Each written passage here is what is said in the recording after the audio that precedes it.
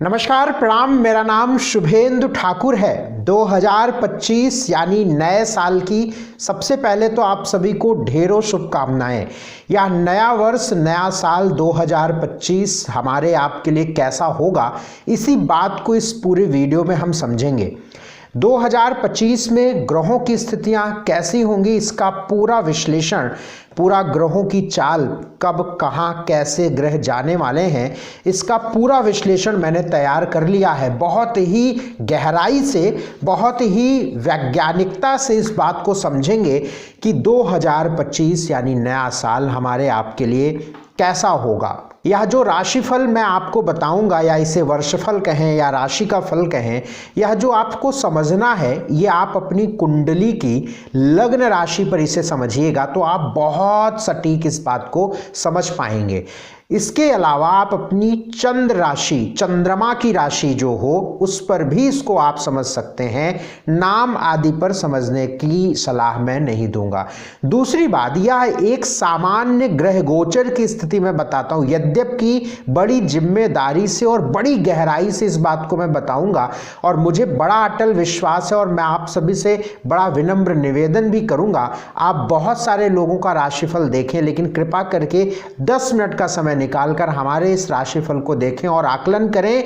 आप अपने जीवन में, आपको सुनकर ही लगेगा कि बहुत सारी चीजें स्पष्ट हो जाएंगी। और आपको चाहिए कि यदि साल में आपको कोई बहुत विशेष बड़े फैसलों पे जाना है तो किसी बढ़िया मर्मज्ञ जानकार एस्ट्रोलॉजर से सलाह अवश्य लीजिएगा।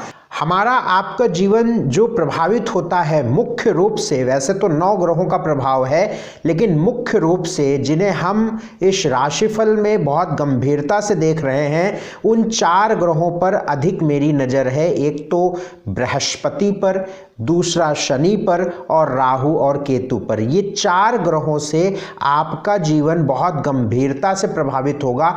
और इन 4 ग्रहों की गति को इस वर्ष देखें तो शनि 29 मार्च को मीन राशि में जा रहे हैं। इससे बहुत सारे लोगों के जीवन पर बड़ा प्रभाव पड़ेगा। कुछ की 7.5 खत्म हो जाएगी, कुछ की ढैया खत्म हो जाएगी, कुछ की शुरू हो जाएगी, तो एक बड़ा प्रभाव है। दूसरा, बृहस्पति 15 मई 2025 को बदलेंगे। बृहस्पति के बदलने से बहुत सारे लोगों के विवाह होंगे, बहुत सारे लोगों के संतान होंगे, बहुत सारे लोगों के विवाह और संतान के योग खत्म हो जाएंगे 2025 के लिए कम से कम, और बहुत सारे लोगों के दाम्पत्य जीवन में सुधार आएगा। इसके साथ राहु और केतु का भी परिवर्तन 29 मई को होगा। राहु और केतु के परिवर्तन से बहुत सारे लोगों को बड़ी राहत मिलेगी।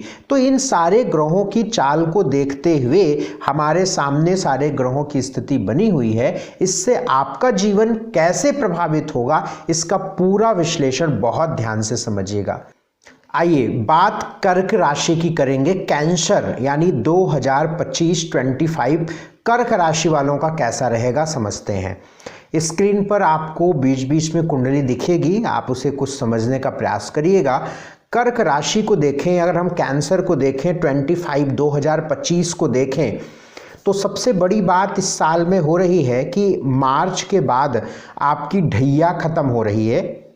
ढैया आपको चल रही थी और मार्च के बाद समाप्त हो जाएगी। तो इससे एक बड़ा राहत आपको मिलेगी कि आप पारिवारिक चिंता में जो थे, उससे आपको थोड़ा सा आपको लाभ मिलना यहाँ पे शुरू होगा।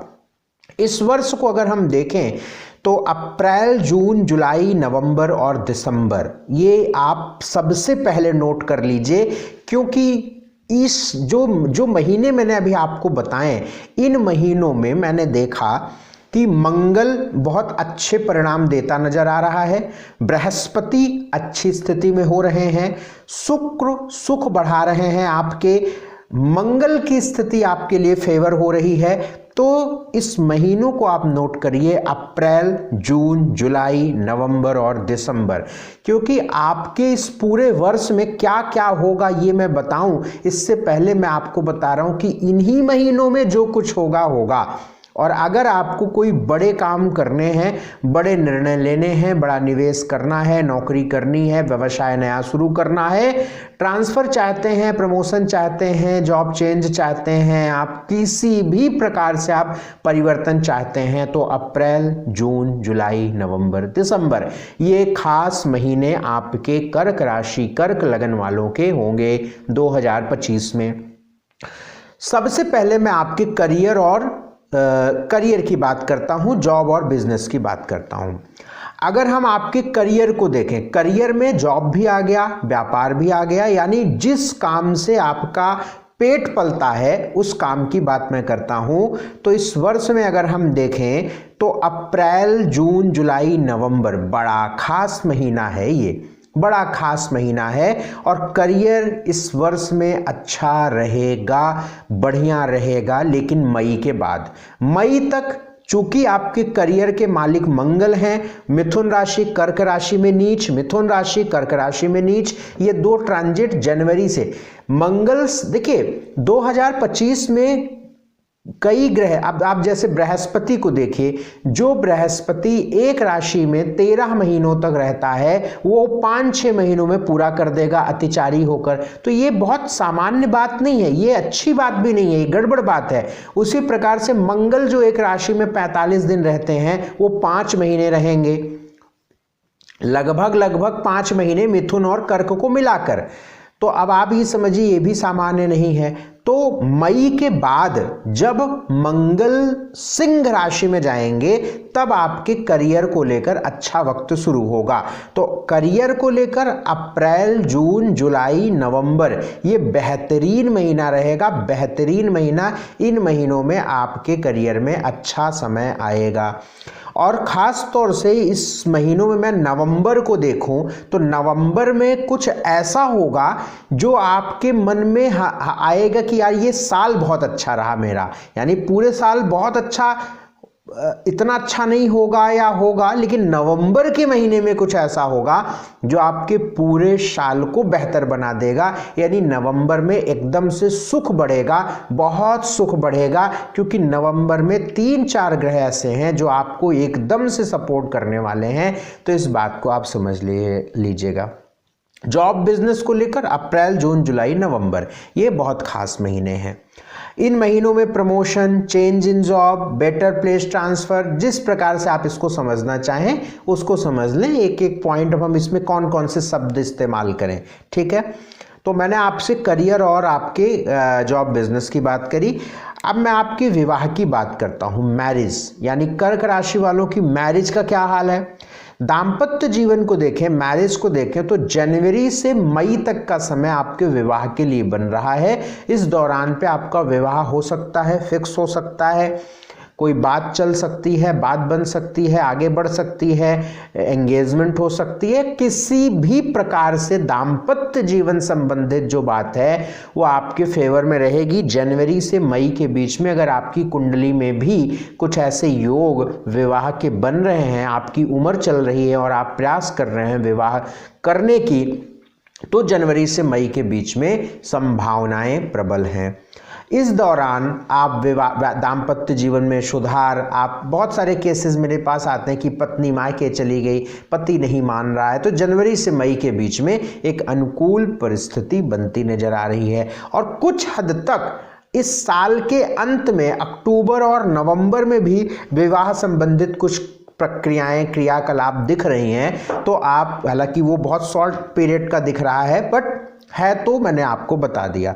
तो मैरिज के लिए जनवरी से मई, अक्टूबर से नवंबर, ठीक है ना, इस बात को समझ लीजिए।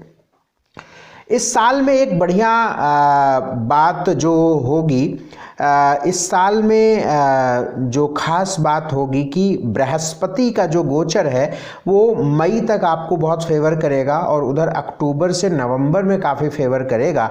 तो एक बात तो अच्छी ये नज़र आ रही है, दूसरी ढैया ख़त्म हो रही है, ये ठीक बात है। लेकिन एक इसके साथ साथ मुझे और स्थिति दिख रही है, राहु और केतु का जो परिवर्तन आफ्टर मई होगा, 29 मई के बाद राहु आपके अष्टम भाव में प्रवेश करेंगे और केतु आपके दूसरे भाव में प्रवेश करेंगे। इस परिवर्तन के बाद आफ्टर मई के बाद क्या होगा, आपको ड्राइविंग बहुत ध्यान से करनी है, क्योंकि इस दौरान पे एक्सीडेंट के योग बनेंगे और पैर में चोट लगेगी, और ये प्रेडिक्शन बड़ी क्लोज है, बहुत आप समझिएगा, ये बड़ा मैंने अनुभव पाया है लोगों में। अष्टम के राहु, एक्सीडेंट, पैर में चोट लगेगी। इस दौरान में आपके ससुराल वाले परेशान होंगे, इस दौरान में आपके रिश्ते ससुराल वाले से कमज़ोर हो सकते हैं, या ससुराल में लोग परेशान होना शुरू हो सकते हैं, या किसी प्रकार से एक दुख की स्थिति बनती नज़र आ रही है। इस दौरान में फैमिली चिंता थोड़ी सी बढ़ जाएगी, जबकि शनि ढैया खत्म करके आपकी फैमिली चिंता को कम करेंगे, लेकिन राहु फिर से इनिशिएट करेंगे, वो कुछ समय के लिए होगी, उस दौरान आपको सतर्क रहना है। इस दौरान आपके रिश्ते खराब होंगे, ये संभवतः मई के बाद आप अधिक ध्यान रखिएगा, और अगस्त और सितंबर में ज़्यादा ध्यान रखिएगा, इस बात को आप समझ लीजिएगा। ये इस साल में, इस वर्ष में 2025 में पिता तुल्य लोगों की परेशानियां ज़्यादा रहेगी, और एक दुख की स्थिति, एक कष्ट की स्थिति परेशान करेगी। आप उनको लेकर परेशान हो सकते हैं, अस्पताल, हॉस्पिटल, इस तरह के चक्कर, व पिता तुल्य, पिता जैसे व्यक्ति को लेकर परेशानियां परेशान करेंगी, जैसे दादा, चाचा, नाना, पिता, है ना, इस तरीके से आपको समझ के चलना है। और ये भी महीने मैं आपको बता देता हूँ जो मैंने निकाला, मई, अगस्त, सितंबर, अक्टूबर, ये खास तौर से मई, अगस्त, सितंबर, अक्टूबर में परेशानियाँ पिता तुल्य रिश्तों में ज़्यादा रहेगी। एजुकेशन अच्छी, बहुत अच्छी, बड़ी, बहुत अच्छी, बेहतर स्थिति दिख रही है पूरे वर्ष, लेकिन खास जो महीने हैं जून, जुलाई, नवंबर, दिसंबर, इस दौरान आप बड़ी पढ़ाई, बड़ा प्लेसमेंट, बड़ी अच्छी जगह पे आपको कॉलेज मिल जाना, आपकी पढ़ाई शुरू होना अच्छा नज़र आता है। संतान को लेकर मैं आपको फिर से बता देता हूँ, मई तक, जनवरी से मई तक अगर आप संतान करना चाहते हैं, संतान सुख के योग मई तक नज़र आते हैं। संतान होना, संतान कंसीव होना, संतान से संबंधित कोई भी स्थिति संभव दिखती है मई तक, जनवरी से मई तक।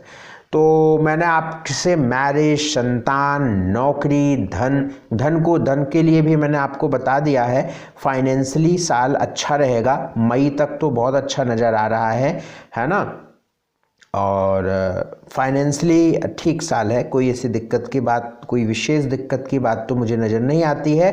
मैंने आपसे करियर, आपके फाइनेंस, आपके हेल्थ की बात बता दी, मैरिज, नौकरी, अन्य चीज़ें जो मुझे नज़र आई मैंने आपको बता दिया। इस साल को बेहतर कैसे बनाया जाए, इस साल को शानदार कैसे बनाया जाए, उसके लिए मैं कुछ आपको उपाय बता देता हूँ। कर्क राशि वालों को उपाय सबसे पहले तो एक करना चाहिए, मंगल नीच के आपके मई तक आपको प्रभावित करने वाले हैं 5 महीने, तो इसके लिए हनुमान जी की उपासना एवरी ट्यूसडे, सैटरडे आप हनुमान मंदिर जाते रहें, हनुमते नमः, हनुमान चालीसा, बजरंग बाण, जैसे भी आप कर सकें वो करते रहें। दूसरा काम, नॉनवेज, मांस, जानवर आदि का सेवन ना करें। और तीसरा काम, यहाँ पे एक काम करते रहें, राहु के 9वें भाव में होने पर भगवान शिव की उपासना करना व साल में 2-3 बार रुद्राभिषेक करना आपको बहुत अच्छा परिणाम देगा। इससे आप शनि से भी बचे रहेंगे, राहु से भी बचे रहेंगे आप, और चंद्रमा आपके लग्नेश हैं तो इसका भी आपको शुभ लाभ प्राप्त होगा। तो ये है आपसे कर्क राशि की बात। बहुत शुभकामना इस वर्ष की, शेयर कर दीजिएगा, यह मेरा निवेदन आपसे है। अपॉइंटमेंट लेकर कुंडली दिखाना है तो स्क्रीन पर नंबर है, नंबरों पर संपर्क करिएगा। बहुत शुक्रिया, बहुत धन्यवाद हमारा कार्यक्रम देखने के लिए। नमस्कार।